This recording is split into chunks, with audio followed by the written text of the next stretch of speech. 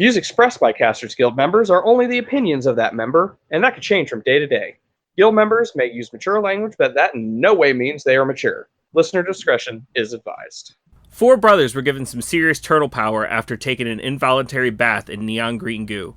After being trained by a ninja rat, there's only one thing that these teens know for sure. It's pizza time. And that's the spell we're casting tonight on Casters Guild.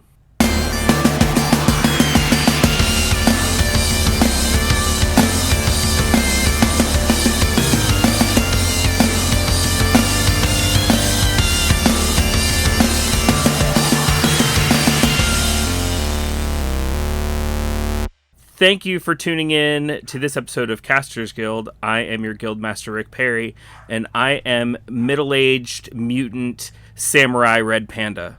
And I am your guild master, Baron Kane, and I am a party dude. And joining us as a returning guild member, feel free to introduce yourself. Hello, it is I, the one and only Grizz, returning yet again, not this time for the Star Wars, but for the Turtle Wars, the Shell Wars, if you will. Let me just point out too, if we had been video right now, you realize at the end of your intro we would have had to pop fucking Tobey Maguire with his stack of pizzas there at the end, right? Yeah. Pizza time. Pizza time. That's what I'm talking about. All right, since this is the Teenage Mutant Ninja Turtles episode, we got to start with who's your favorite turtle. You already know it's my boy Donnie. Donnie's always been my favorite. I don't know what it is, and it doesn't feel too far off base to make even an early leap to because they're crossover with Power Rangers, and I kind of feel like I had that kindred type loner. I don't know, just the nerd vibe or whatever with both Billy of the Power Rangers and Donnie with the Turtles. I don't know, both of those characters kind of spoke to me growing up. And purple's my favorite color. Donatello was kind of an easy reach for that. And I had, or a lot of my early experience with the Turtles was through the video games. And Donnie was also the one that none of my friends fought to play as. So it just the fates aligned. I was like, Donnie is my forever dude. I'll say when I was younger, Donnie was probably my favorite. But as I've gotten older, weirdly enough, Michelangelo. I can dig it. I love Mikey. He's the party dude. He is. I will also say, when I was younger, it was definitely Donnie. Donatello, I think, is still in contest for my favorite. If I'm going to buy a Funko Pop of a turtle, it's still probably going to be Donatello. But I find myself identifying more with Leonardo now. So, I don't know. He might be taken over as my favorite turtle. We'll see how it goes. I mean, I'm not going to take credit for this theory, but I was watching online. I want to say it was an old theory of cracks where the Ninja Turtles represent the four humors, where every Ninja Turtle is, the four humors: black bile, yellow bile, phlegm, blood. And a lot of the old shows like Power Rangers, X-Men, you had groups of heroes. If you ask any kid on the playground what their favorite is, they always say the same thing. With Power Rangers, it was, Red Ranger until Green Ranger until White Ranger. With X-Men, your favorite is Wolverine. But with Ninja Turtles, everybody had their own favorite turtle because you ended up picking the one that was like you. And, they're kind of teaching us the primary colors of personality through the show, which I think is pretty great. Nah, I would definitely agree with that. And that's a really cool way to look at it. You speak on, X-Men and stuff, and that's one of my largest nerd loves, along with Star Wars and stuff like that. And I'm a huge Ninja Turtles fan, but X-Men is on a different plane for me in that regard. But that was kind of the thing when I was growing up that I think spoke to me so much about X-Men too, was the animated series in the early 90s. I mean, immediately they're hitting you with the whole mutant and anti-mutant involvement, conflict, and rebellion and stuff like that. And it just really makes you, it takes an uncomfortable social construct or situation and puts it in a way that even kids can understand in a cartoon. So why is it so complex and dumb in the real world? But anyway, I say that to say I just think that it's awesome that they have, even back when I was growing up, which feels like forever ago now, and it feels like, it was such a different time and stuff. It's like, even then, where there are these really talented artists and storytellers trying to find ways to spread positivity and acceptance and tolerance and just compassion, empathy, things like that. So I always love catching stuff like messages like that from mediums that I already was a fan of when I was a kid, and recognizing it for what it is as an adult, or seeing it from a different point of view or whatever as an adult than I did as a kid, but still being able to appreciate the message either way. So I've always loved that. So I really dig your take on that, Rick. Yeah, you talk about X-Men. The Turtles actually have quite a few connections to X-Men. The Turtles came from Eastman and Laird basically trying to make each other laugh. And like part of when they were coming up with the title, Teenage came from Teen Titans, Mutant came from X-Men, and Ninja Turtles was just, they drew a Ninja Turtle and they were like, yep, Ninja Turtles. I did not know that part. That's awesome. I love Yeah. that. And well, I've never read the comic before I come off of like some huge TMNT comic fan. Admittedly, neither did I, because I grew up on the animated series versus like the comic. A lot of my comic reading was like X-Men and Batman, but I watched a lot of the animated Turtles cartoons. And a lot of people know. I don't think I'm like breaking any ground here when I tell you that like the comic was way darker than the animated series and way grittier. And then after the cartoon came out, Eastman and Laird did not like it. They didn't like that it was comedy. They didn't like that the Foot were robots. That's another connection to X-Men. When Wolverine was fighting the Hand, like when they named the Foot, that was a take on the Hand. I would like to point out that is not a connection to the X-Men. That is a connection to Daredevil. Oh, okay. And Elektra. Okay. In fact, the creation of the Turtles is complete spoof on the creation of Daredevil. That is true. Yeah, I never really thought about it or made that connection, but you're right. The stuff that hit him in the eyes is what leaked into the sewer and mutated them. I forgot about. I think I have read or seen something about that somewhere, even though I didn't read source material. But no, I mean, and that's fascinating to think that like it's all kind of interconnected that way. Yeah, that's the one thing I knew was they even show kind of Matt Murdock in the first Turtles thing, and you can hear the commotion and everything. So yeah, and which they obviously couldn't do in the movies and cartoon or anything, but Splinter's name is a spoof off of Stick, the guy who trained Daredevil. Yeah. But they hated the cartoon, and then when the X-Men cartoon came out and like it was really successful, Eastman and Laird made another big push to try to get the Turtles cartoon changed, because they were like, if X-Men can be darker and grittier and more serious and be successful, they're like, so can we. Can we change this animated show, please? And they were like, no, we're just going to keep it the way it is. Yeah, it sold too many toys. I mean, I get it. I get that they were upset with that, but it's like, just ride the wave. Right. Get that money, and then see if maybe you could release another. Yeah. Now, unfortunately, I think that's what they did at the end of the day, is that like they did ride the wave, but like they tried to change it, and then like when they got pushed back, they were like, all right, well, it is what it is. We're making $50 million a year. Just do your thing. Right. And I guess they couldn't even really do their own comic anymore because Archie Comics took it over. So, and it was geared more towards the style of, I don't want to say it was exactly like the cartoon, but it was very much like the cartoon in that the bad guys that they were pointing out were very like toy friendly. The Shredder and Krang. Yeah. Krang looked still very much like the cartoon. Krang is just the variant of Kang the Conqueror from this dimension. Yeah, I mean, from this universe. You're gonna have a hard time convincing me otherwise at this point. Funny thing though is the Archie comics. Those are the ones I used to read because I got big into the cartoon, and then those comics started coming out. I was like, well, of course I want these fucking comics. But those comics actually taught me how to draw the Ninja Turtles, so I can still just draw one of the turtles' heads just on you tell me to do it and just bat, done. Huh, neat. I used to Now- do clowning for my church, and we used to do face paint stations, and the clowns would man the face paint stations, and Ninja Turtles were one of the requests I'd get a lot back then. So I could bang out a Ninja Turtle face on a kid's cheek really quick with those paintbrushes. Nice. Who did you get the request for the most? Since we were talking about favorite turtles, do you remember who, like, did one stick out as like, man, I get Leo a lot, or like something like that? No, and I think that lends itself to what I was saying earlier.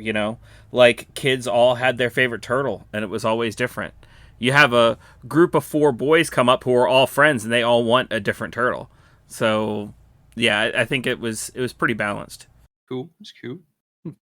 But a lot of what we know the Turtles for came from that animated series. Like it's very different from the comic in that way. I mean, the color scheme of the Turtles.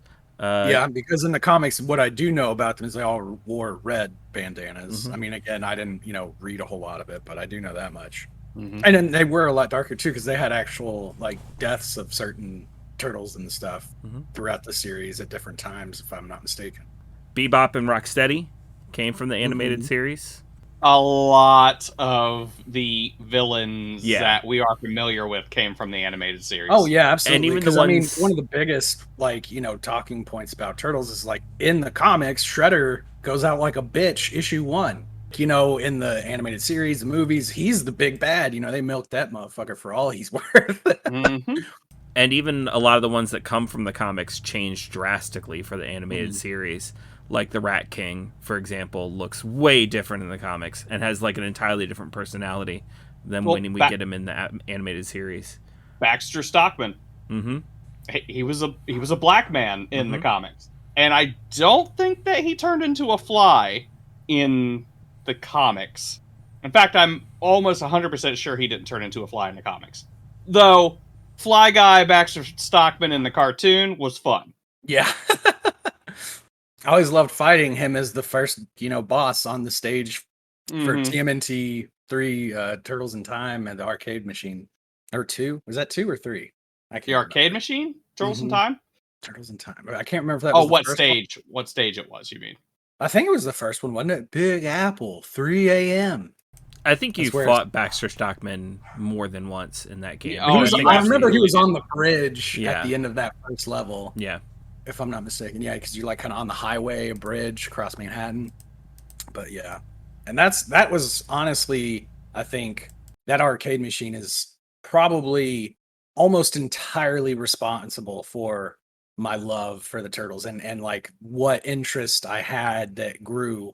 It all stems from that. I played Turtles or Shells Through Time for the first time at like a Chuck E. Cheese Nice. for like on a birthday when I was like 4 or 5, I guess. I don't know. And then immediately I was like, oh my God, this is amazing. And every time I went to Chuck E. Cheese, I sank like, I don't know what the arcade equivalent would be of a few hours at Chuck E. Cheese, but like probably good like $20-$30 in quarters every time we went over there, just going through that game like 2-3 times with 3 buddies, and so like all together, I mean, quarters between 4 kids. But yeah, I mean, we just slammed through that game so many times. And then I can't remember what they were called, but they were like on the original Nintendo. There was one. It was like a fighting game where you had these. It still had like what is now kind of what I think of as the classic arcade Turtles, like health bars with the little singular bars and stuff.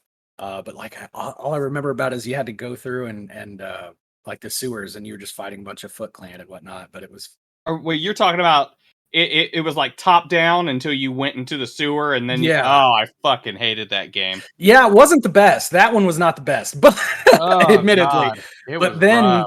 but then you had the ones on the Super Nintendo, which were better in my opinion. But yeah, the arcade ones were always my favorite. Is up into what the recent release of Shredder's Revenge. That game is fucking mwah. I believe both of you guys have played it as well, right? Mhm. And the fact that you can play as April O'Neil, my girl, I fucking love April. She is, I mean, I could almost say it's a tie between Casey Jones and April O'Neil for like my favorite turtle as well. You know, I could make that argument, but they're not actually, you know, like we're talking about between the 4 Greenskin brothers, you know, favorite turtle type deal. But I always loved Casey Jones and April O'Neil. I thought April was a badass. And I love that you can play as her in the new Shredder's Revenge. She's very, very fun. Mm-hmm. I think that's one of the cool things about the newer Turtle series. And, like, people crap on the newer Turtle series just because, you know, it's not what they grew up with. Shut up about how different from the source material it is, because we were just talking about how different the animated series, original animated series, is from the comic. And everything we know about the Turtles really comes from the animated series. So, like, just shut up. But a lot of the newer ones, I want to say starting around the 2007 series and the movie that came along with that, like, April O'Neil really is a badass. Like, she is breaking out the martial arts and, like, fucking people up. Yeah, she learned a thing or two from Splinter and the boys, you know what I'm saying? And Casey Jones, he's got a golf club bag full of just different sports equipment he just beats these bad ninjas up with, and, you know, Foot Clan and whatnot, and just blah, blah. And I was always infatuated with hockey, and I played hockey for a few years, and I always just thought it was badass how he would just mow people down with a fucking hockey stick. I was like, I would do that. I want to be that guy. Yeah.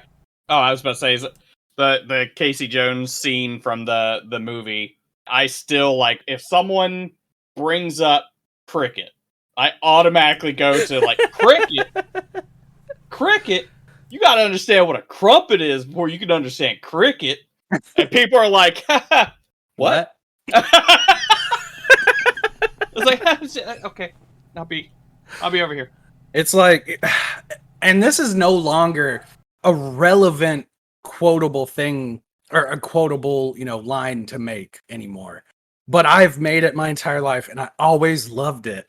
It's always stuck with me. Michelangelo, opening of the very first live action Turtles movie, camera pans down over, you know, Manhattan, and comes down over a side street, and a dude on a moped with a pizza hood, like, looking for an address, and it goes down under the sewer. He's like, pizza dude's got 3 minutes until it's free, or whatever.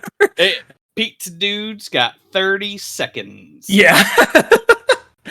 And wise man say, never pay full price for late pizza. Wise man say, forgiveness is divine. That's what it is. But never pay full price for late pizza.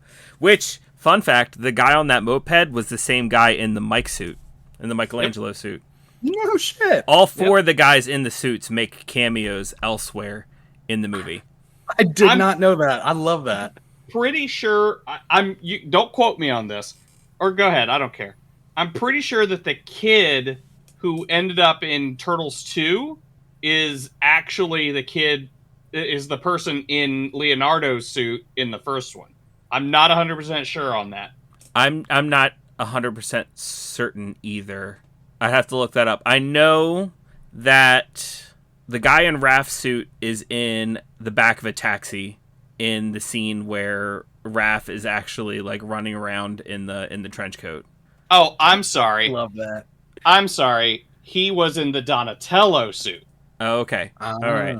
And I say the kid, it's Ernie Reyes Jr. Okay. Like, right. I can't refer to Ernie Reyes Jr. as the kid in Teenage Mutant Ninja Turtles 2. So, sorry, Ernie Reyes Jr. Don't come for me. Or come for me and, come on the show and talk to us. And I know the guy in the Donatello suit is the Foot Clan soldier who slapped April in the face. Who is like, how dare? Who's like, we brought you a message, and, like, slapped April in the face. And that was a good scene though, because he holds his hand like this and tap. Yeah. That was the 90s. Oh shit! You didn't see it coming. He was just like, come here. He doesn't have anything in his hand. What did 5 fingers say to the face? Jesus. And Leo was one of the foot soldiers in, like, the end, like, warehouse scene. The guy in the Leonardo suit. So, yeah, all 4 of them made cameos. Nice. Now I want to know where Ernie Reyes' cameo was in the first one. Well, which suit did you say he was in? Donnie. Well, then he'd be the guy who slapped April. He was just a kid. Oh, I say he's just a kid, but he's 50 right now, so maybe he wasn't just a kid. He was old enough to slap a grown woman. Let's.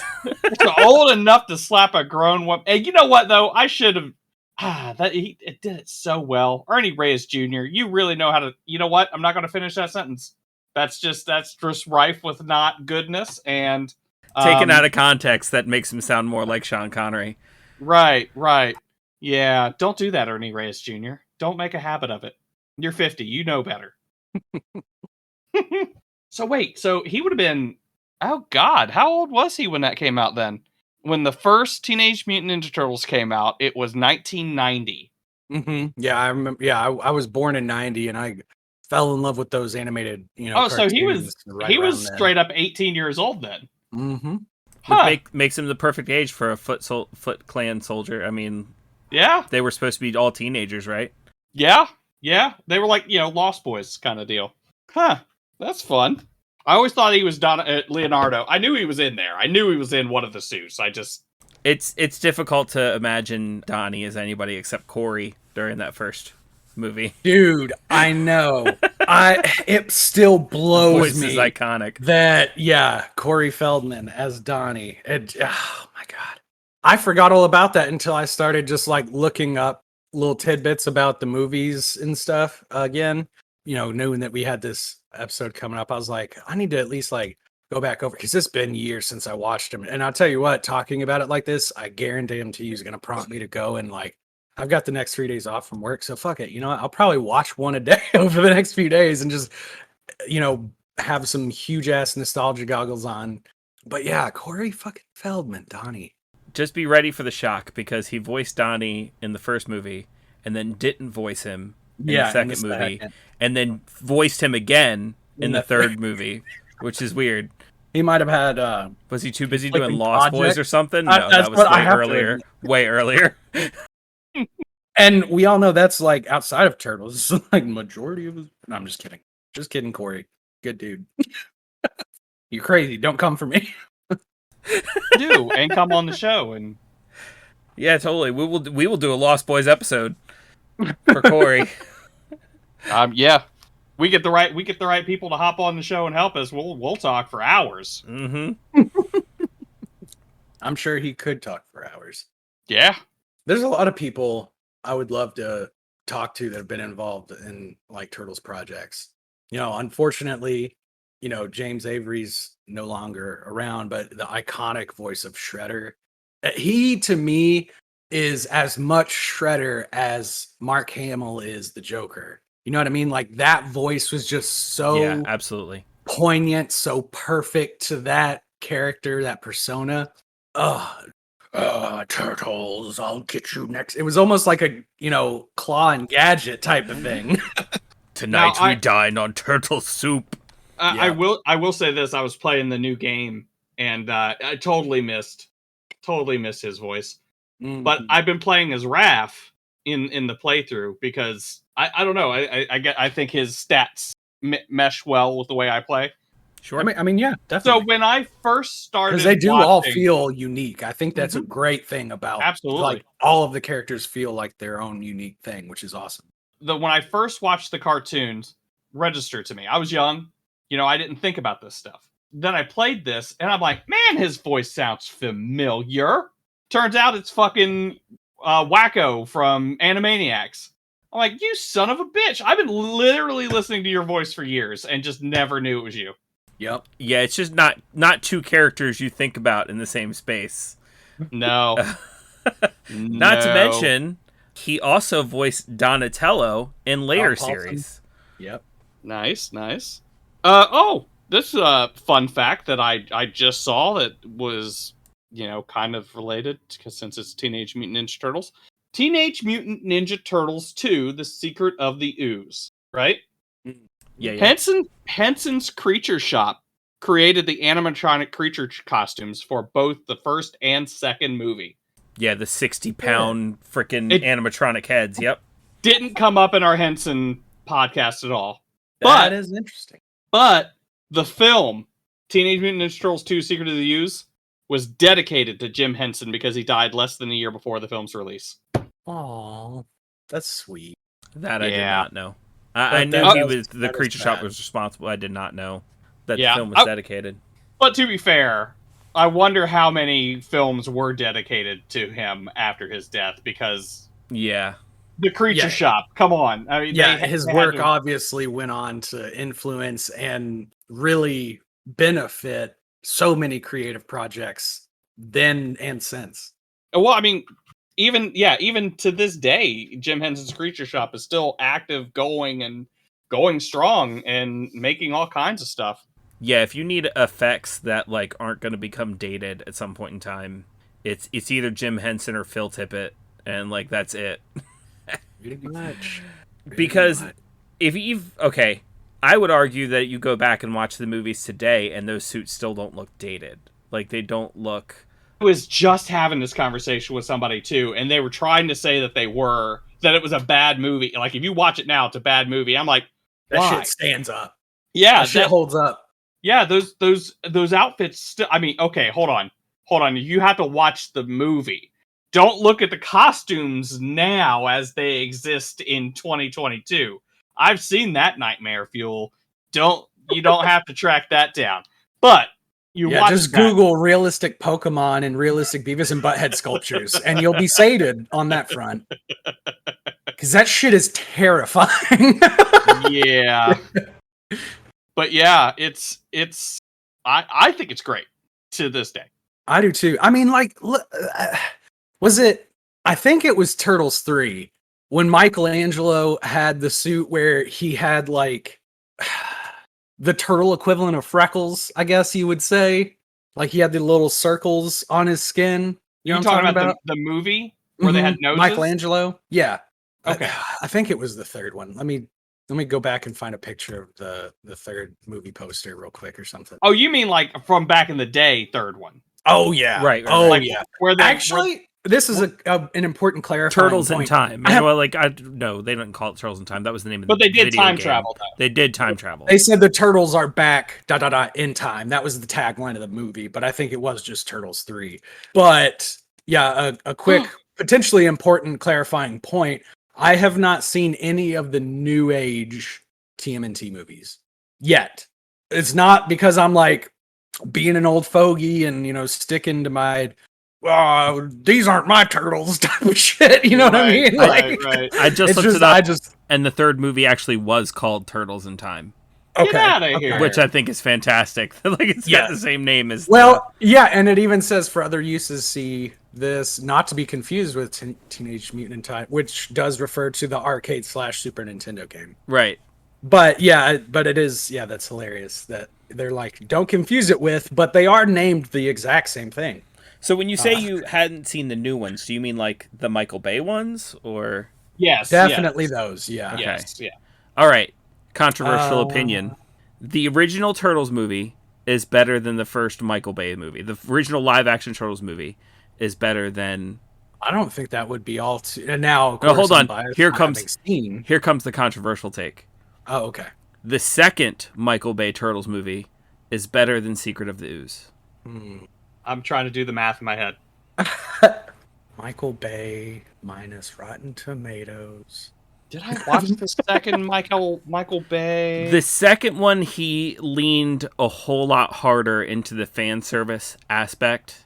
I feel like I watched the second Michael Bay Turtles movie, and I feel like I didn't hate it. Yeah, the second one, we got Krang, we got Bebop and Rocksteady, we got Baxter Stockman. I didn't see any of that. I haven't seen the second Turtles movie. The second Michael Bay Turtles movie. Correct. Yeah. Okay. Okay, no, And they then- all did. That's what it was. I didn't.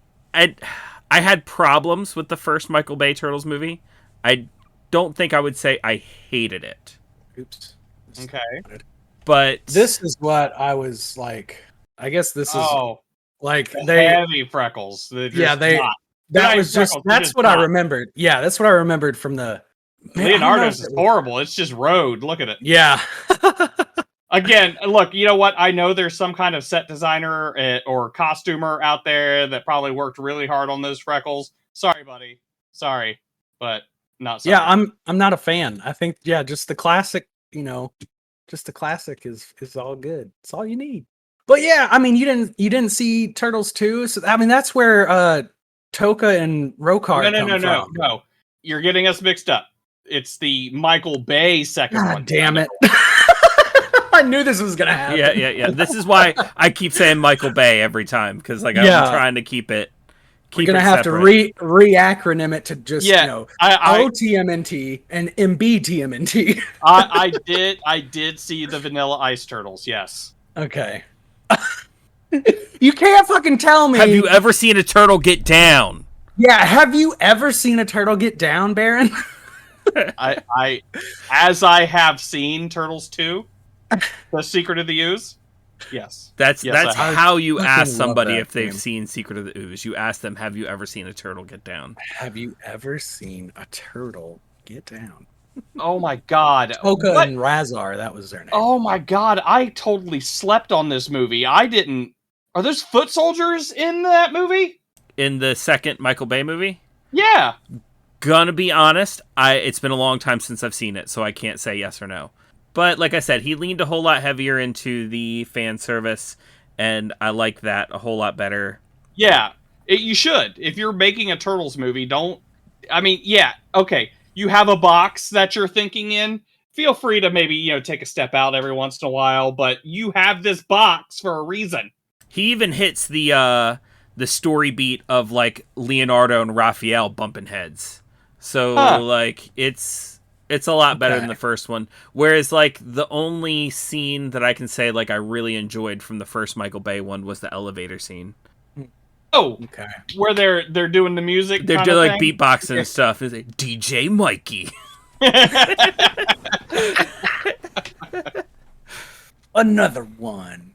Yeah, you know what? I'm just gonna have to watch it. After I think maybe what I'll do after my turtle binge that is sure to come after post this episode. Maybe I'll watch the first original and then the first Michael Bay, and I'll watch the second original and then I'll watch the second to give myself fair play at judging them side by side for what they are and being able to determine, how Grizz feels about it or whatever for myself. I can form my own opinion or whatever. But also just because I haven't seen them, like I said, so I should do myself the justice of at least. No fucking way Johnny Knoxville voices Leonardo. No fucking way. He does not. I take back what I just... No, I'm just kidding. Yeah, I was just looking up the fucking cast and shit. Megan Fox is April O'Neil. God damn it. Yeah. I forgot about that. Do you know... I forgot about that after he shit all over Transformers. I think that was the Oedipus for me not watching these movies. I now remember. I was like... He already destroyed a lot of Transformers for me. I don't want him to, taint the Turtles. That was, I think, my original objection. Are you ready to hate me for this fact? In several interviews, Megan Fox said she was really happy to be part of the TMNT project because she was always a Turtle fan growing up, and her favorite Turtle is Donatello. Yeah. Favorite Turtle is also beloved by, Now, I can't hate too bad on Megan Fox because, like, damn girl fine. And also, she's good enough for MGK. Like, who's gonna snark at that? You know what I'm saying? And MGK is a pretty straight dude, Seems like it anyway. I love his music and his art. But I don't know. I just don't. When I think April O'Neil, Megan Fox was not who came to mind. You know what I'm saying? For me. And I honestly don't know who I would that's modern tough. day That's or tough. whatever, like, who I would cast. But, like, she just doesn't come forefront of mind for me, I guess. I mean, I'm sure she did well, I guess I'll be able to judge for myself how fine of a job she did. I'm sure she looked hella fine in that fucking, newsroom jumpsuit, but, That she doesn't wear. Oh, she doesn't? Okay, well, that's a bummer. Mm-mm. She does wear a schoolgirl outfit at one point in time during the movie. That's true. Mm-hmm. I'm in for a penny, in for a pound. You know what I mean? Like, Let's not talk about pounding on the podcast, please. Oh, what? Except it comes up almost every episode. Can we not talk about? Let's not talk about coming up. We're not going to talk about any coming up and pounding. All right. All right. I'm sorry. I'll go ahead and pull out. Fucking loop. Oh, damn it, Johnny Knoxville. And he's gonna pull out. Whoa. Johnny Knoxville does not voice him in the second movie, though. Okay, so this is just the first one I'm looking at. Okay. Mm-hmm. Yeah, because Sarah Michelle Gellar played April in one of them too, didn't she? No. Okay. Not in any of them.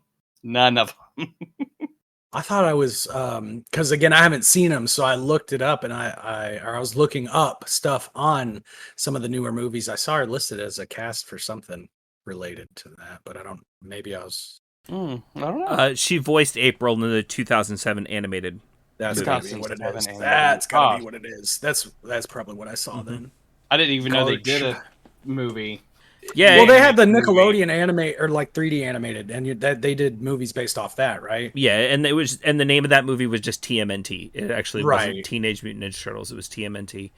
That movie and actually that came out Nickelodeon around my property birthday has- that year, and I went and saw it in theaters for my birthday, and Oh, I hell enjoyed yeah. that movie. I mean, Chris Evans is Casey Jones in that movie. Right.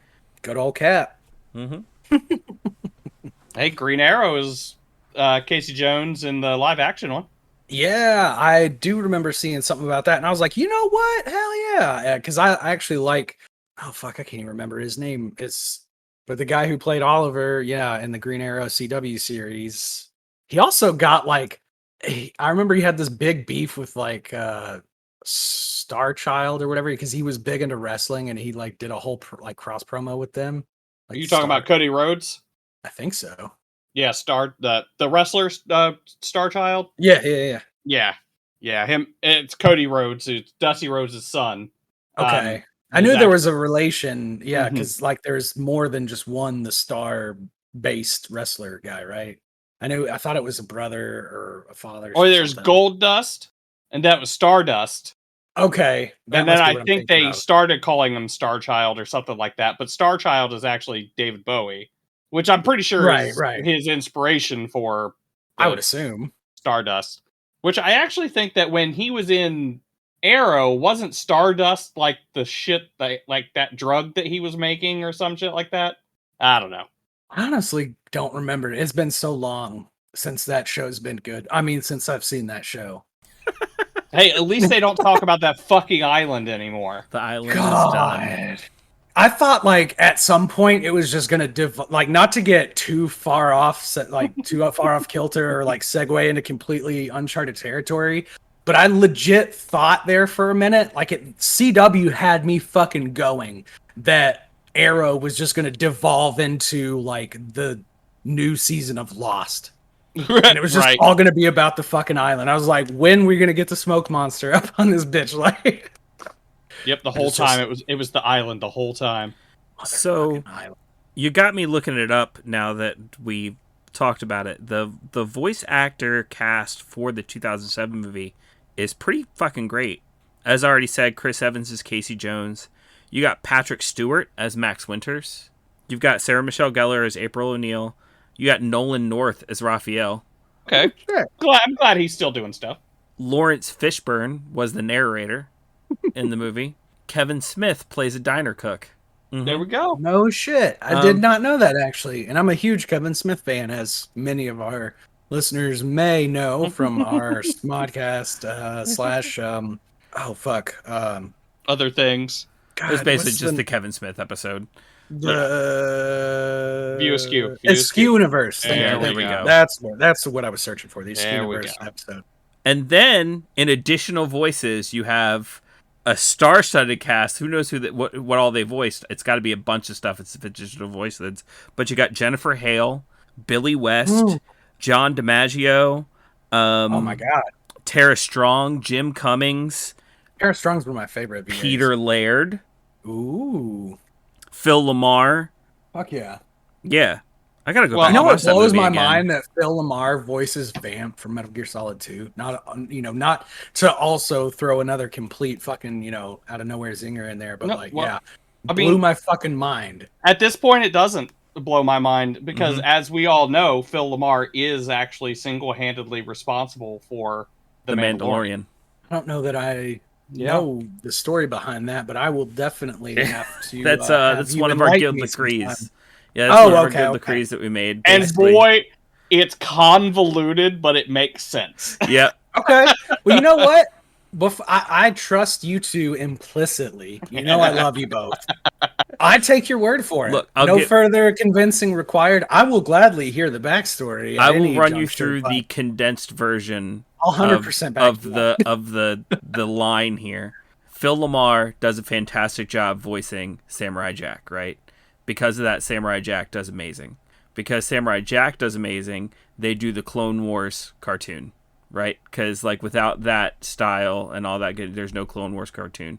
Without the 100%. Clone Wars cartoon, there's no Mandalorian. Well, hold on.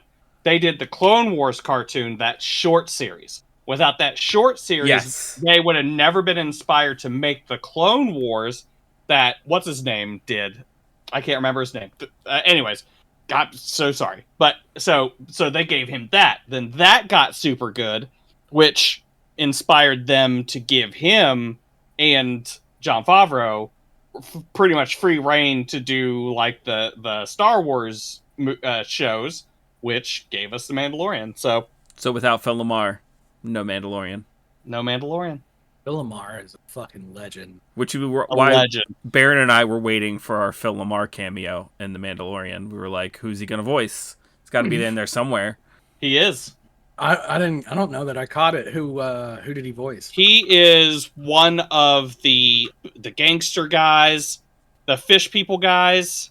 Okay. I'm pretty sure. Okay. Do you know? It was in the Book of Boba Fett. Oh, okay. Well, as I which is part of the Mandalorian. Right. But I, like we discussed on the last Star Wars episode, and shamefully, since then I still haven't caught up all the way and watched Book of Boba Fett. The Klatooinian boss. Okay. That's not his name. That's just what he is. Right. He's a Klatooinian boss. Oh, wait a minute. That's the dog person. Oh, I thought he was the other boss. He's the dog person boss. There you go. Anyways, he's still in there. Yep. Nice. Got his dues. Unidentified Klatooinian Don. So he was head of the he was head of the Klatooinians in that. Yeah, Pike. That's what they were. They were called Pikes. I thought he was the Pike boss. He is not, I believe. Of course they're Pikes, because Star Wars can't have original names for anything. Wait, why? What were Pikes? It's just like another aquatic, like fish, like name, pike. It's a type of fish. Oh, right. Yeah, that's true. Fuck, you're right. Damn it. Just like Admiral Akbar's from like Calamari or something like that. Like it's the race is Mon Calamari. Mm-hmm. Yep, Mon Calamari. It's like, wow, you guys really went fishing for that one, eh? Hey, oh God, we're doing it again. Let's not go too deep in this one. Oh yeah. True. Yeah, so I suppose to kind of wrangle us back in the correct direction. Another kind of hitting point for me with like being introduced to new forms and new media, the Turtles and stuff. I'm from Minnesota, and as you may know, I think it's still the largest mall in the United States, the Mall of America. There's an entire amusement park in the center, and that extends throughout a large radius of the center of the mall. And it used to be Snoopy Land, but years ago, Nickelodeon purchased the rights to the theme park and attractions and stuff, and they ended up reconstructing a lot of it to Nickelodeon themed properties, which has included things like SpongeBob, of course, Nickelodeon's The Avatar, The Last Airbender, and then they had, of course, the 3D animated TMNT cartoon series. And there was some really cool rides that are in that theme park now. And while I haven't watched much of like that animated series, those rides were fucking killer. Pretty dope. So as a teenager, even I was like yeah, all right, turtles. We're still, rocking in the half shell. Let's go. But yeah, I there's it's like it's one of those franchises or like properties, I guess, that I'm both surprised at and also not surprised have had the longevity and and resurgences in popularity, I guess. I mean, in media overall, there's this vast rejuvenation and redux or remake or whatever going on across pretty much every form of entertainment.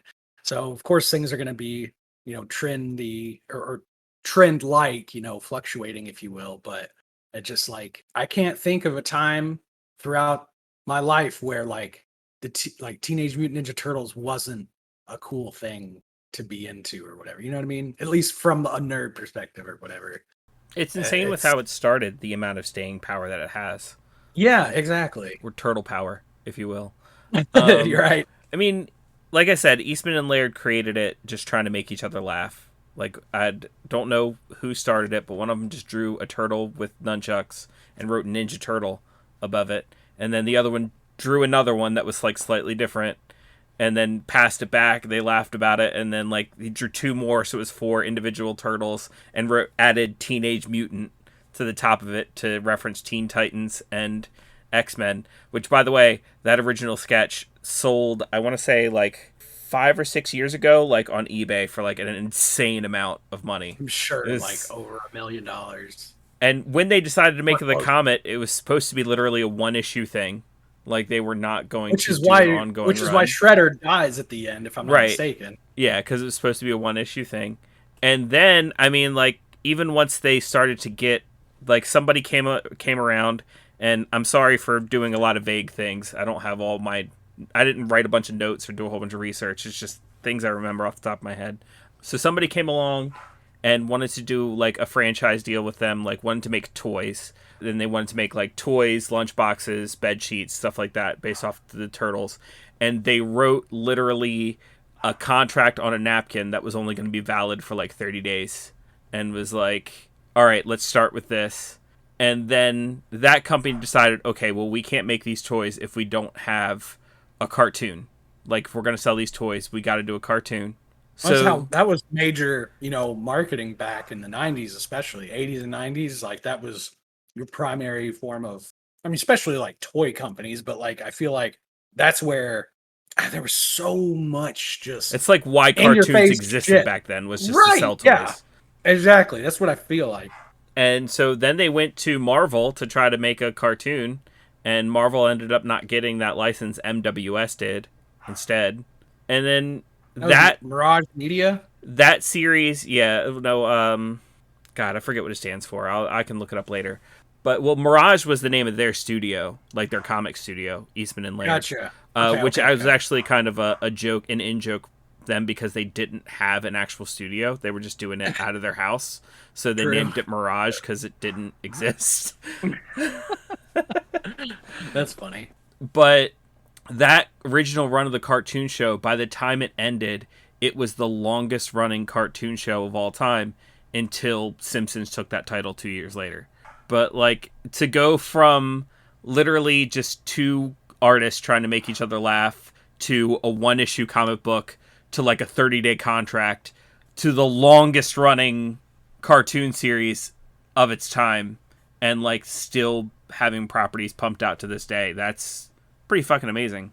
Oh yeah, absolutely. And I mean, like, I was a big like toy and action figure kid. Like, I loved like collecting them, playing with them, displaying them in my room and whatnot, making different, fight scene dioramas and shit with them, and just doing all that kind of crazy stuff. So, honestly, throughout, especially all of the different iterations between the animated series, the movies and stuff like that. I mean, God, dude, I had to have probably over 100 different, well, maybe in like foot soldiers and like villains and stuff included, it was probably close to 100. But I mean, like, I had at least 20 or 30 just Teenage Mutant Ninja Turtle figures, like different, like Raphael in the trench coat had his own figure. Fucking Oh yeah, Leonardo. all four turtles got the disguise ones, the trench coat.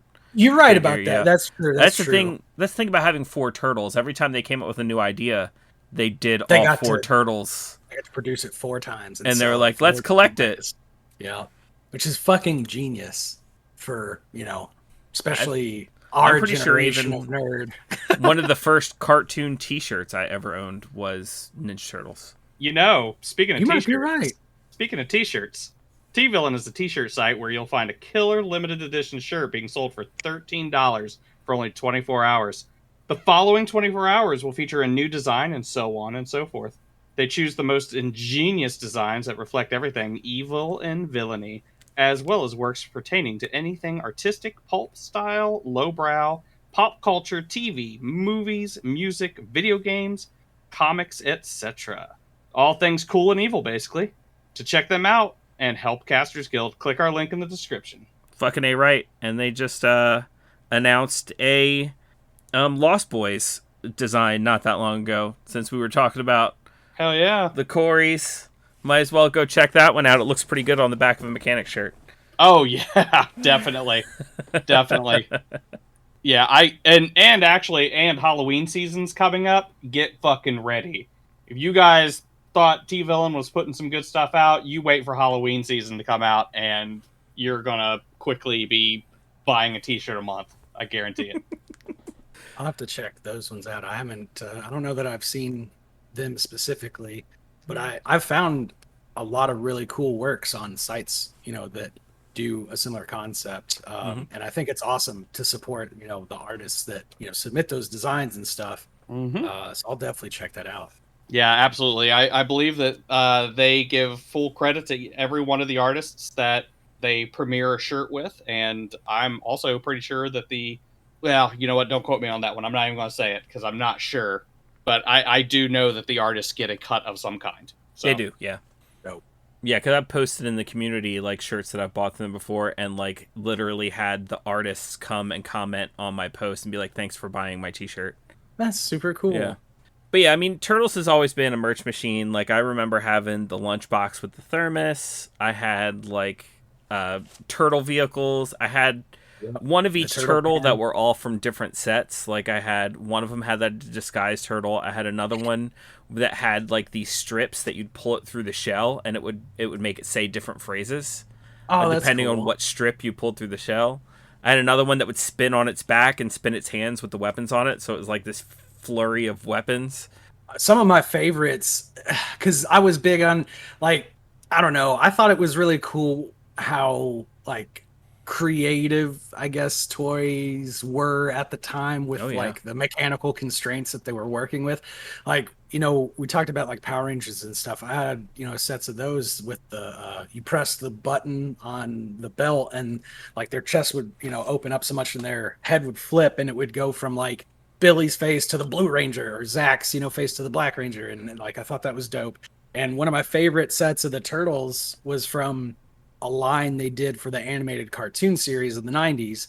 And each of them had their shell could like come off of their back. Like it was still attached to the hip, but their limbs were flexible to the point on the joints where if you flipped them back, you could like rotate it back into the shell and you could flip out these little like rubbery plastic. They were kind of like soft rubber plastic, not like real hard or like model plastic or anything, but they were little like baby turtle limbs. And you could turn their head around and it was a little baby turtle head instead of the like Teenage Mutant Ninja Turtles. So when you close the shell back, it was like them before they got changed by the mutant ooze. And I thought that was the most adorable shit ever. Those came with ooze, didn't they? Or like, or it might have been sold separately, but so you could like, I think they had like a little toy baby canister turtle into the ooze and then transform it. Yeah. That shit was awesome. I had a few toys. Mostly, we didn't really have a lot of money growing up, so I got to, when I did get the toys, they were either like on clearance, or I'd get because the ones that were left were the ones that nobody wanted. But I did have all the turtles, and I had a lot of fun. Those You know the little claw thing, like the thing that the foot soldiers rolled around on, and it when you dropped it on them, it went chunk like that. Yeah, yep. I had one of those. That was fun. But I also like I I had a stool that I made like a whole sewer system out of. Oh, They would that's go. cool. I had like a cardboard really on neat. top so that they would go in, and yeah, it was a lot of fun. That's super cool. I remember when my family first moved down to like the Middle Tennessee area when I was growing up. That house, I'd almost be willing to bet like $20 that my that my rock steady is still buried underneath the front yard next to the water meter. Because there's a water reading meter out in the front yard under, like a little concrete slab and the little like whatever fucking metal plate that they use. But I remember I left him in there, and when my dad sold the place and like moved out, like I checked and his ass was still chilling in there. And so, like, who the fuck checks, their front, or backyard water reader? Yeah, who I would've bet if looked? I bet if I go there, I'd still fucking find Rocksteady just chilling. I don't remember why the fuck I put him down there, but he must have done something bad, piss the turtles off, something fierce. You know what I mean? He was in Supermax jail. Damn. Oh, that's too funny. I forgot all about that. Yeah, I wish I knew where all mine went. Actually, a bunch of mine are sitting in the back of a car that I haven't driven in over a year. That's it's just at a storage slot, or it's next to my storage lot rather. But yeah, so that's where a lot of my turtle shit is, because I forget why, but I had to take them from my mom's place. I was like, well, I don't really have anywhere to put them, so I guess I'll just put them in storage for now.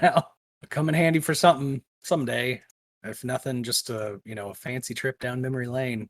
And strangely enough, I'm pretty sure those tubs are the same ones that have my street sharks in them. Street sharks. Yeah.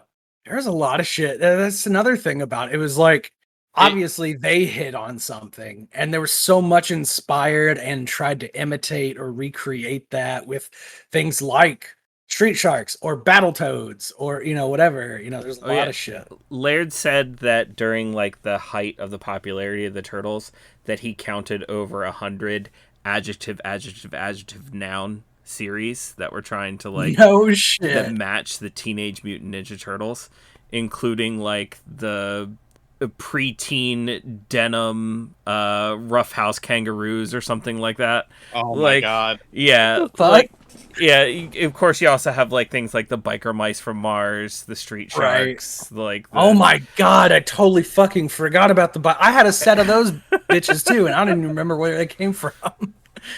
But I just remember he had the little antenna that I used to push down over his mouse ears, and he had fucking sunglasses and a big old hog, and I was like, like the motorcycle. Oh. Not to be confused. Cranking his hog. Wow. Just because, Grizz is my, handle or whatever, doesn't automatically make me a furry, okay? Don't get twisted. Did you guys have a favorite villain?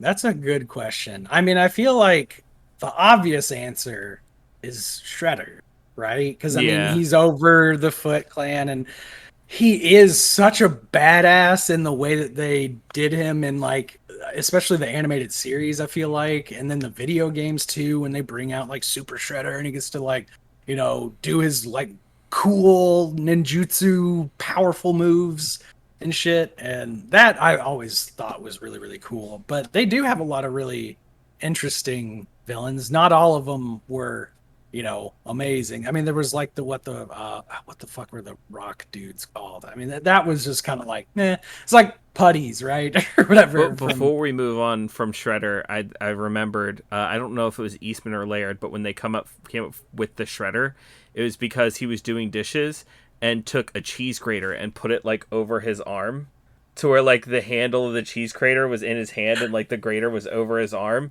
and like just started like fucking around with it in his kitchen and doing like martial arts moves.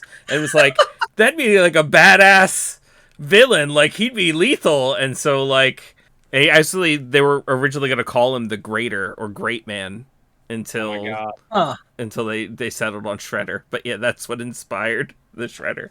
That is insane. Makes you think, right? Like when you learn like some of the inspiration or like how some of these things just miraculously came to be. You kind of envision it as like, like think about like that kind of beginning for something like Star Wars or whatever. You're like, nah, like there's this major, thing plot, that, Freeman Laird had or that, George Lucas had in the case with Star Wars or whatever. And it's like, well, sometimes it's a lot simpler than that. And it's Right. like they just struck gold with like a crazy shot in the dark idea. And, then they were able to successfully build on it in a lot of cases or whatever. But it's like, I could have an idea that, fucking cracks one out of the sky someday or something, like probably not, but it could happen. I mean, that just goes to like, I tell people all the time when they're like, oh, well, I was thinking about making a comic book, or I was thinking about making a podcast, or I was thinking about making some music. I'm just like, do it. Yeah. Like, just like, don't wait until it's perfect. Don't wait until you think you have the most amazing idea. Just fucking do it. Go into it too. Do it for you. Don't go into it like, oh, this is going to make me rich. Don't do that. That's where you're going to get disappointed. Yeah, like I said, Eastman and Laird were just trying to make each other laugh, and out pop the Teenage Mutant Ninja Turtles. Like, and I'm sure that they had other works and stuff that they are proud of and things like that. But like when you're talking about like for me as a Turtles fan, or when you're talking about like film and comics and stuff like that as a medium, and maybe this is a failing on me as a fan or whatever, but like I don't know what else they have done. Like all I know, those names to me equate specifically to the Turtles. You know what I mean? Like that's what I know them for. So they very well could have had other successful works, and I'm sure they probably did, but Turtles are the only ones that I'm familiar with. And look, I'm not trying to equate me and Baron to Eastman and Laird, but like when we decided we wanted to make a podcast, I think the biggest hurdle we had was just like coming up with a name.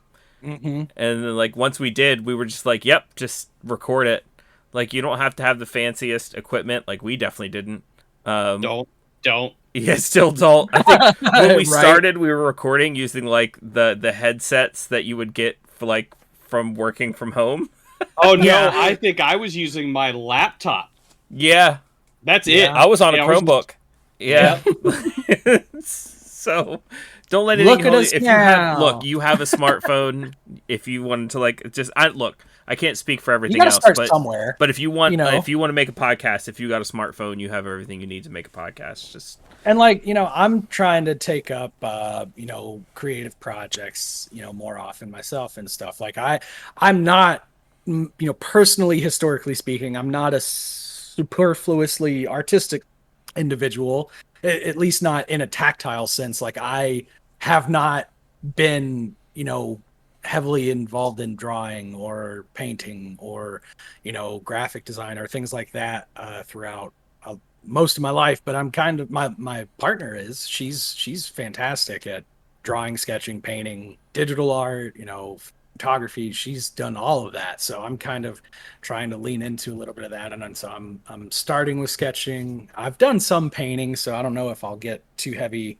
with that, but I want to graduate to doing like digital art and stuff. And honestly, one of the biggest inspirations for that comes from animated series like Turtles, like X-Men, like Batman the animated series. You know what I'm saying? Like I loved those so much. Those type of cartoons, comics, like those stories had such a great impact on my life that like I want to be able to fucking draw the Ninja Turtles in like a kick-ass battle scene with the Foot and April O'Neil being a badass. And I want to draw, or just create my own characters in the style of that or whatever, or, just shit like that. So, and it feels good to create something. And so I'm trying to get more involved with stuff like that. I always love when you guys, have me on as a guest here. Love being involved with what you guys do in this creative process. And I want to try and be more involved in like potentially video, formats. You're gonna. Yeah. Whoa. Is that a guild decree I smell, Baron? No, I'm That just is kidding. an unofficial guild decree because I want to hold I'll on to take it. it. I'll take it. I'll take it.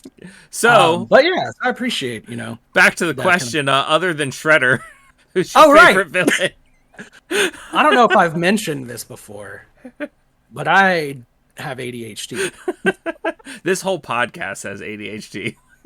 Good. Then we're in good company, as it were. Other good villains, though. Okay, so not rock dudes, but Baxter Stockman was always an interesting one to me. The glue gun, even when I was young, I was like, that looks a little funny. You know what I'm saying? Yeah. But I always did enjoy. I thought Bebop and Rocksteady were a cool like mirror to the Turtles. You know what I mean? Like not necessarily. They didn't Like a need foil. Yeah. Right. Yeah. That's what I mean. Yeah. Foil. Thank you. I thought that, they obviously played up a little bit of like their stupidity and, bumfuddleness or whatever you want to call it. But I always thought that they had a cool dynamic with the Turtles and, being their kind of constant foil, like you mentioned. Krang never really hit for me. I always thought he was weird. Like, I mean, I get that he's a big bad for whatever reason, because he has the ability to become super giant robot and go fucking kaiju on Manhattan or whatever. But I just thought he didn't land for me for whatever reason. His little pinky brain in the tummy, it just wasn't doing it for me. I really loved Raza and Tokar. I thought those were really cool villains as well.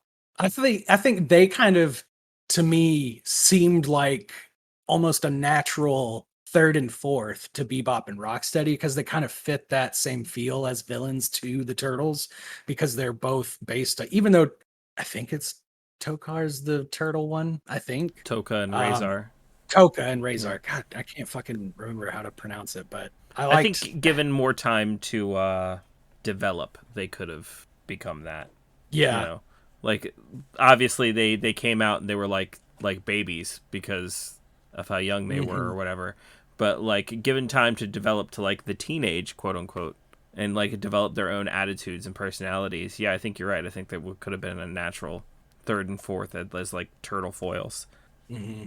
Well, I mean, because it again, it with the mutation of an animal, and that was kind of that dynamic, right? You had 4 turtles, but then they were also fighting mutated and like humanoid animals, like Bebop and Rocksteady as a rhino and like either I guess a pig or a bull or a hog, whichever. They had other ones that were kind of like that too, but those are the prominent ones that kind of stand out. I'm trying to think who else. I never did see much of Rat King that I can remember. Anytime I think of Rat King, all that comes to mind is Dan Avidan's reference to The Stand on like their show, where he's like, Rat King, forgive you this time or whatever. Like that's all that comes to mind when I hear Rat King. That, and now that I've played Shredder's Revenge, the and like the little rats across the screen. Let me see. Mind if I hop in for a little bit? Go ahead. Yeah, I'm kind of like, digging here to try and remember. So Leatherhead is one of my favorites. Leatherhead, yes. Leatherhead's one of my favorites.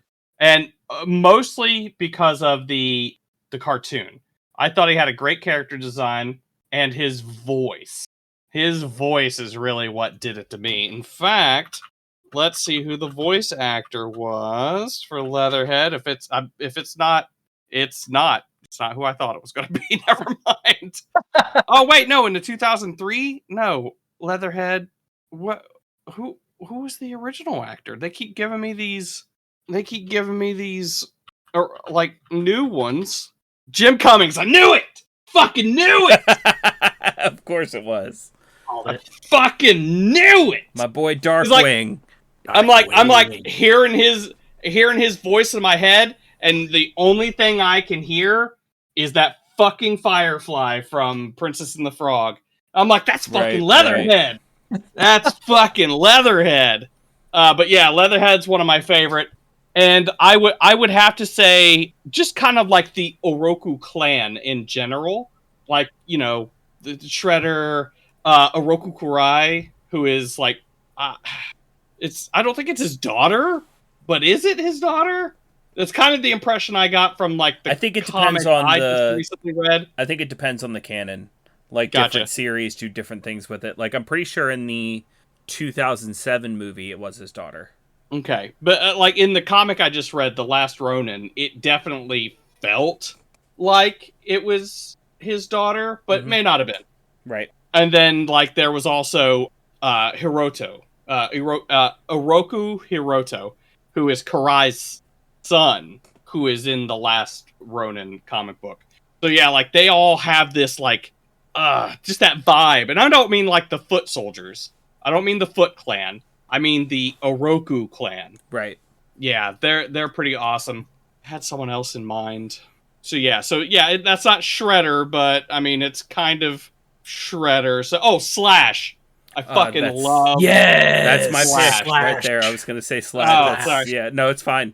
Slash was is my a good one. Mm-hmm. He was a good one. Yeah, I'm gonna have to say Slash. Slash is definitely my pick. He also had some of the coolest toys. Yes, he did. And then this is 100% nostalgia is the reason like this one comes on the list for me, because it was one of the only VHS tapes I had of the original Turtles cartoon. I used to wear that thing out. But the pizza monsters that like the eggs looked like meatballs, and then when they got microwaved they would hatch, and they kind of looked like the alien from Aliens. Those, I love those things. Nice. Yeah, I think I remember what you're talking about. They make an appearance in the new Shredder's Revenge game, and I believe they made an appearance in Turtles in Time as well. I'm gonna give a honorable mention to. I just happened to see this motherfucker. His name is Armagon. He's like an alien shark in a suit of armor, but he looks like, it's so weird looking that it looks fucking sweet, and he's voiced by Ron Perlman. So there's that'll do it. Yeah, but it's so weird looking. Man, this what was it? 2007? Is that what this series is from? Oh my god, there's a villain called the Creep. It's essentially just Jason Voorhees. He was created by Leonardo's vomit. What the fuck? Holy shit. Where is fucking what? Turtles, man? Yeah. Oh, see, and that's another. I know that they had a crossover, I believe, at one point. Oh, you want to talk about crossovers?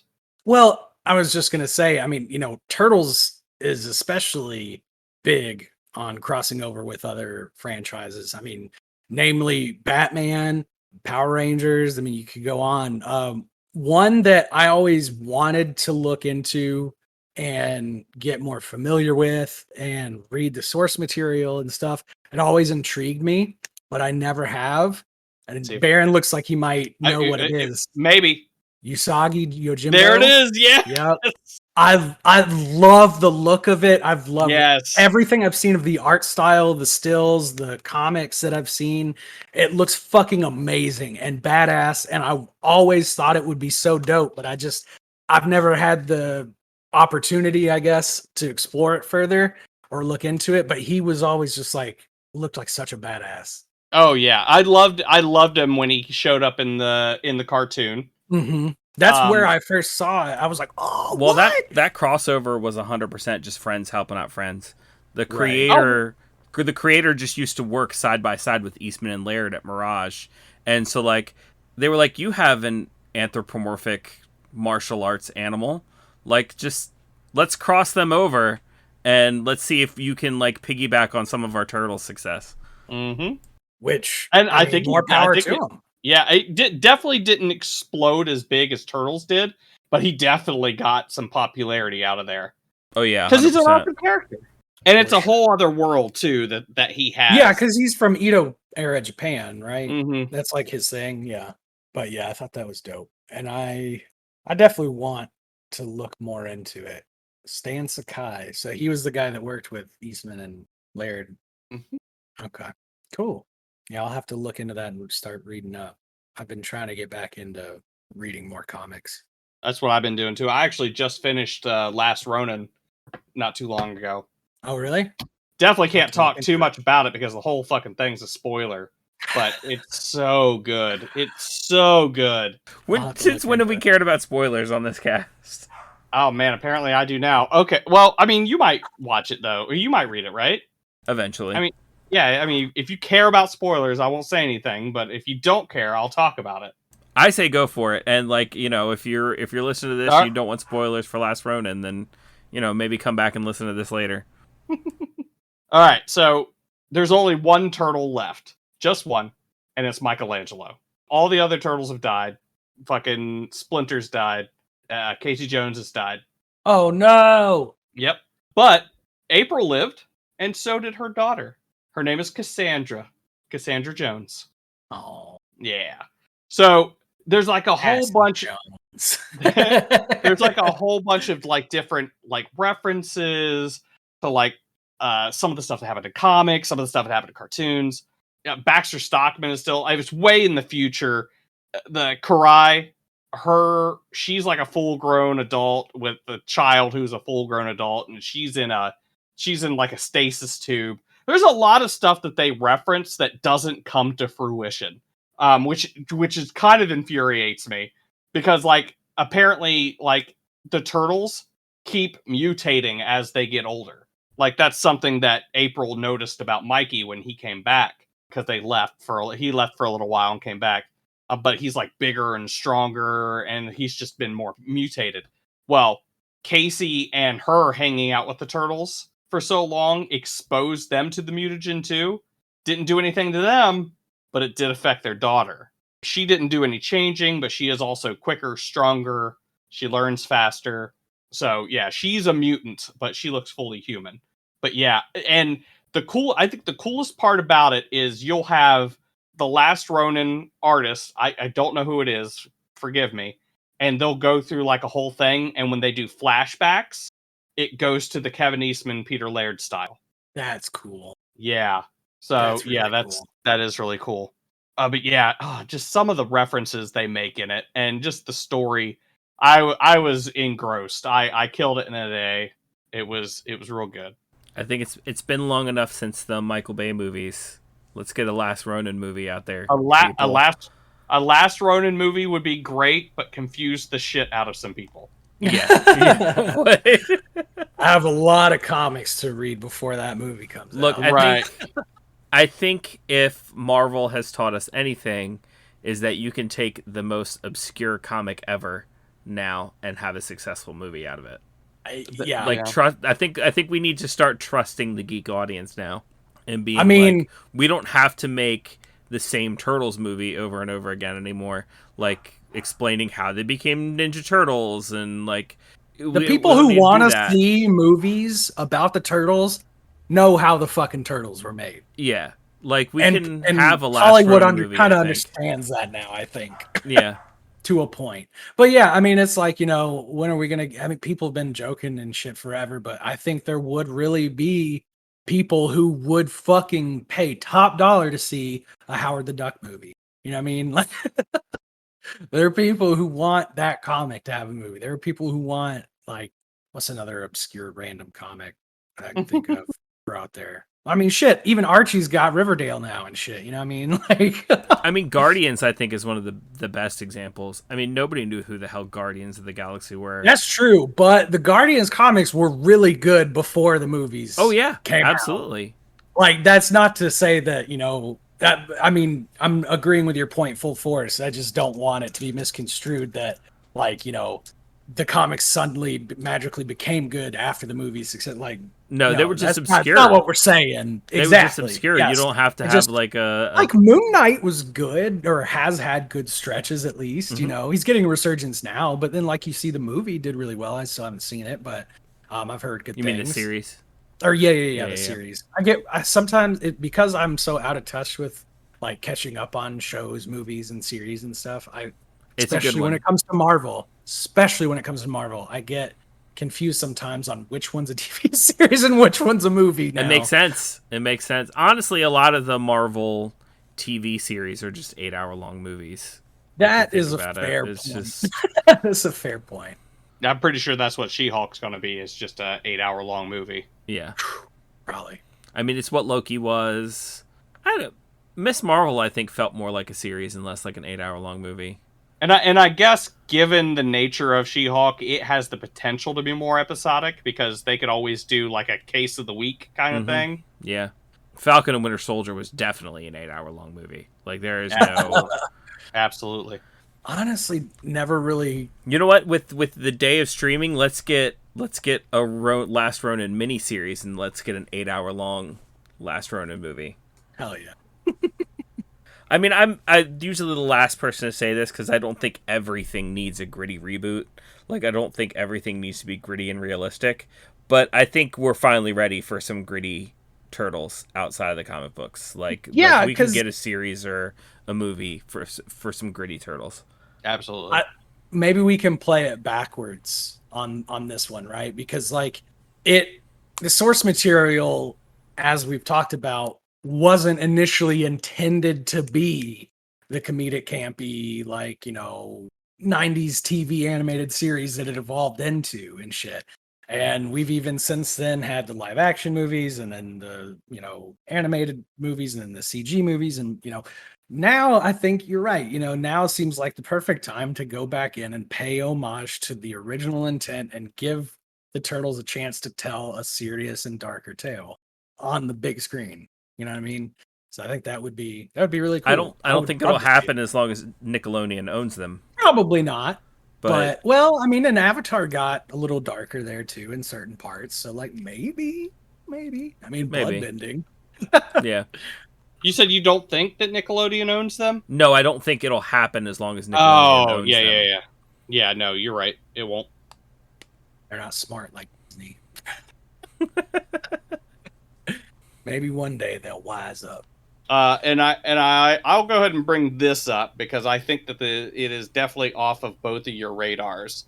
But to those listening, you should also know that there is a Teenage Mutant Ninja Turtles TTRPG. I have not played the Turtles TTRPG, and I didn't honestly know that there was one. That's super dope that there is. But I will say, I think it's Dice Masters has a full box set that you can, because a lot of times it's like more like building a deck or a dice deck, type of deal with different dice and mix and matching. But I think this particular set was like, it came for like, $35-$40, whatever the, price of entry was, but it came with everything you needed and all of the characters and everything in the box. Mm-hmm. And I've always wanted that shit because I do like the base, like kind of tabletop style dice game. Yeah, they did that for both Dice Masters and HeroClix. And I forget which one it was. I forget if it was his Dice Masters or HeroClix, but I'm pretty sure HeroClix did both a 90s Turtles and a 2000s like Nickelodeon styles Turtles. And I think they did the Dice Masters one too, if I'm not mistaken. And you could choose which team of the Turtles you wanted to play. Mm-hmm. And that's so dope.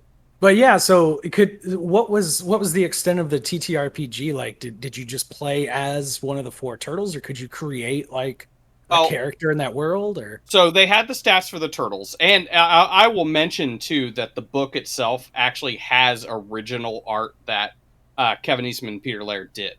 Oh, that's dope. And that has like excerpts from like the comics and stuff that they put in there. But yes, they have the stats for the turtles and some of the bad guys and stuff, but you can also make your own mutants.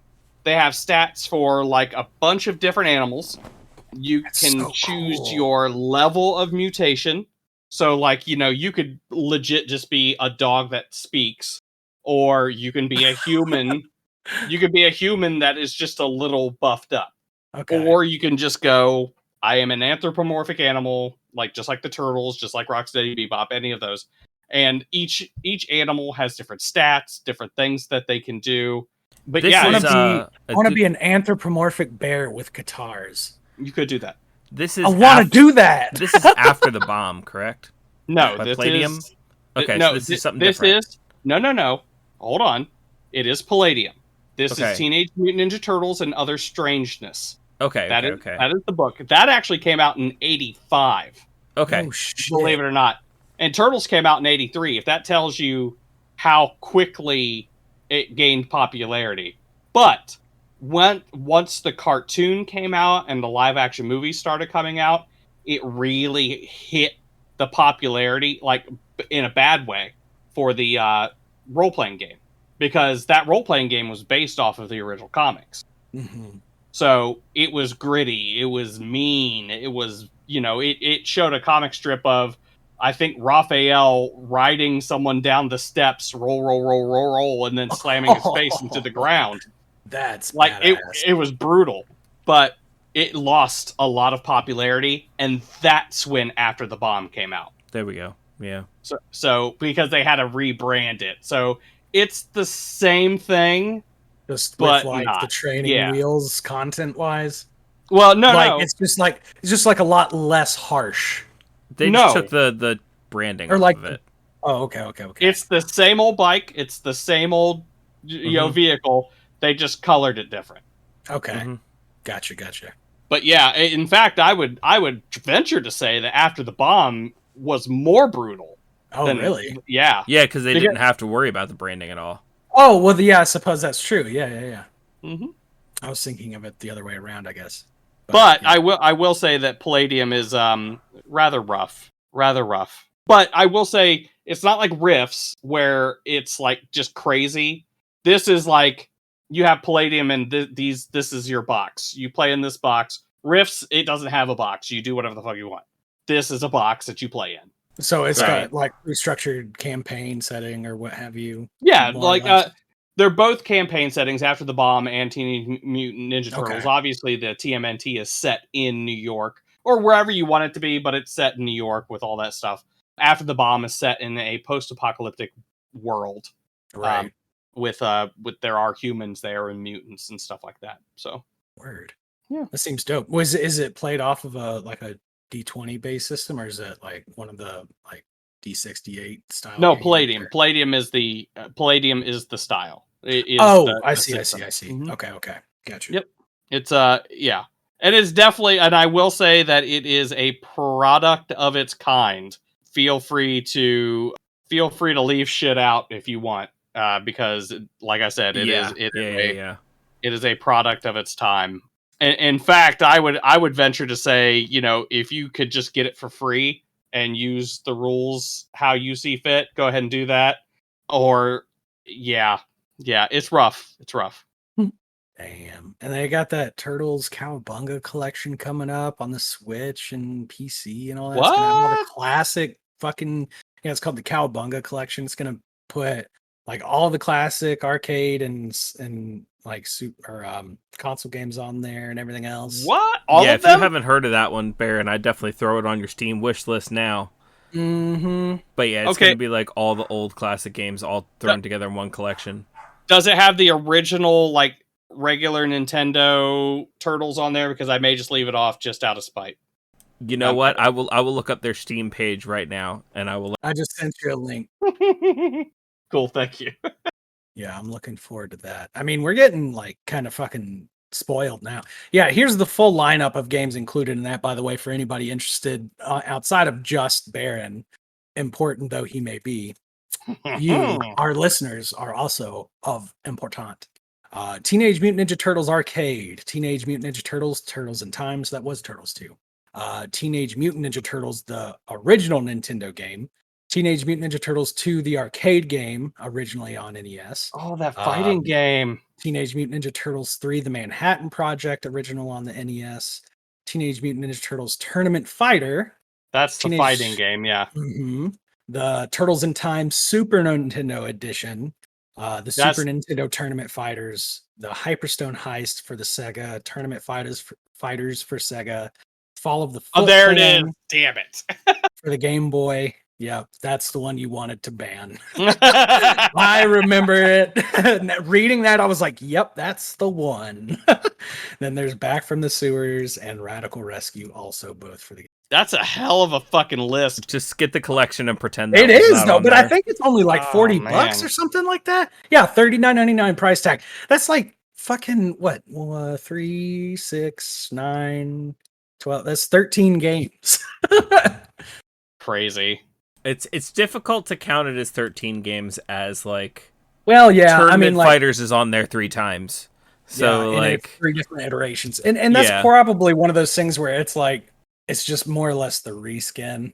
They updated the graphics and maybe had a few extra characters each time they reiterated it. I do Right. like that 4 of them are going to be playable online out of the collection. Oh, is that so? Okay. Yeah. Like with other people. Yeah, so I'm looking at the And Steam speaking page. of that, I really want to fucking play Shredder's Revenge with the two of you dudes. Let's do it. Yeah, we just got to figure out how to get the co-op working. Yeah, once we get the co-op working, we should totally do a live stream too. Hell yeah, no, I'd be down. Let's see if As long as I can be April. All right, listeners. We can't 100% commit to it because I'm not sure how logistically it'll work and what everybody's schedule it is. But let's try to. You stream on Wednesdays, right, Baron? Yeah. Let's try this Wednesday after the release of this episode. Let's try to get this co-op working and see if we can get all 3 of us on Shredder's Revenge. Sounds good to me. Yep. But I'm looking at the Steam page for the collection, the Cowabunga collection, and on the Steam page they've got little asterisks next to the titles that will have online play, and the original TMNT arcade game, the Turtles in Time arcade game, Tournament Fighters for the Super Nintendo edition, and Hyperstone Heist Sega Genesis edition will all have online play. Oh yeah. So that's just more games for us to try to figure out the co-op The for, and interactivity. yeah. But and that's like one of the things I was talking earlier about how much of my childhood allowance and whatnot was consumed by Turtles in Time. I know I've told you that a million times, Rick, but like it's one of those things that when they announced Shredder's Revenge, both you and another very good friend of mine, Glenn, you both texted me within like 3 to 5 minutes of each other and were like, you have to see this game, because you both knew how much I fucking loved that game and how it was like, it is a extremely like, not to mention well we were just talking done. about it on the last episode. The soundtrack is the whole from Oh my beginning to God, end bangers. So good. Yes. It's so good. And they kept the amazing title screen. Like they even have a Big Apple, but it's 3 p.m. instead of 3 a.m. But it's like, I love that they kept that title screen, shtick or whatever. They brought in the original voice actors from the animated series. They had the Wu-Tang Clan drop a track. Fucking or I think 2. Wu-Tang. Yeah. Ain't nothing to fuck with. Protect your shell is what I'm saying. Protect your damn That's it. right. Gotta protect your shell.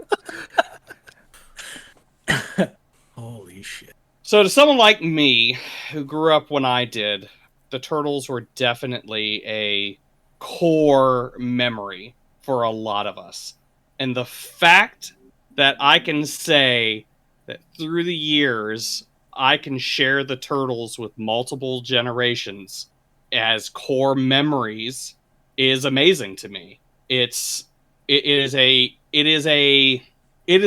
beast unto itself, though it does have different faces. It all comes back to the core of the Turtles. They're fun. They give us something to relate to because they're kids. They love pizza. Who doesn't love pizza? Who doesn't love pizza? Who doesn't love pizza? Everybody loves martial arts. It's core in a lot of growing kids. Boys, girls, everything in between. It is everything that we didn't even talk about all the girl turtles out there. Venus de Milo and her sisters. We didn't talk about them. We should have, but we didn't. But they have all of these things, and they all give us something to really come together with.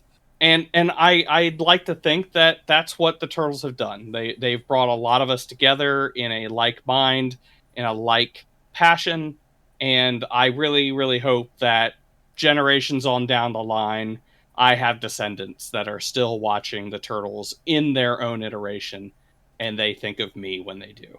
I'll tell you what, Baron. Just when I'm watching my Turtles, my OTMNT, and then my MBTMNT 1, and then my OTMNT 2, and MBTMNT 2, which is, for a refresher, original Turtles and Michael Bay Turtles. I will be thinking of you as I watch those movies over these coming days. In honor of Baron. It's honestly difficult for me to watch the original live action one now because when I used to hang out with my nephew, the one who passed away not that long ago, two movies that we will watch together all the time were a Goofy movie and the original Turtles movie. And like we used to do the ninjitsu together, like the tequila, but they replaced tequila with ninjitsu. And just, it's just an awesome memory. And I think that's great. But thank you so much for tuning into this episode of Casters Guild. Grizz, if anybody liked what you had to say and they want to find you somewhere on the internet, is there anywhere they can do that? Absolutely. There's not a whole lot to it yet, but as I mentioned, I'm looking to get more actively involved in creative works.